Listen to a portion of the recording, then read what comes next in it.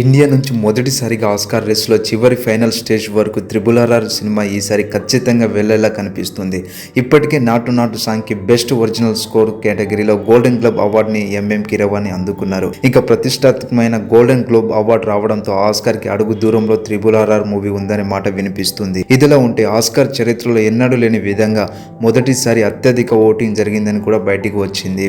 ఇదంతా RRR cinema మీద ఉన్న క్రేజ్ నేపథ్యంలో ఈసారి ఓటింగ్ కూడా పెరిగి ఉంటుందని అంచనా వేస్తున్నారు. పలు విభాగాల్లో ఆస్కార్ బరిలో RRR సినిమా పోటీ పడుతుంది. టాప్ లిస్ట్ లో కూడా ఈ మూవీ ఇప్పటికే చేరుకుంది. ఇదిలా ఉంటే ఇప్పుడు ఈ సినిమా నుంచి ఆస్కార్ బరిలో బెస్ట్ యాక్టర్ కేటగిరీలో 4 నటులను USA టుడే లైఫ్ అనే వెబ్సైట్ ప్రముఖంగా ప్రస్తావించింది.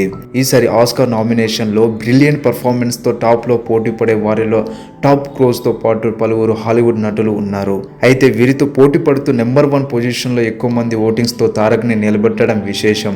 ఈ నేపథ్యంలో తారక్ కి బెస్ట్ యాక్టర్ కేటగిరీలో ఆస్కార్ వచ్చే అవకాశం ఉందని ఈ వెబ్సైట్ అంచనా వేస్తుంది. యానిమల్ ఫైట్ ఎపిసోడ్ తో పాటు motor bike shots Tarak performance level ని మరో ఎండ్ కి తీసుకెళ్లాయని, ఈ నేపథ్యంలో అతని ఆస్కార్ స్క్రీనింగ్ లో బెస్ట్ యాక్టర్ కేటగిరీ అవార్డు అందుకోవడానికి అన్ని అర్హతలు ఉన్న వ్యక్తిగా టాప్ 1 లో ఉన్నాడని ఈ వెబ్సైట్ మనకు తెలియపరుస్తుంది.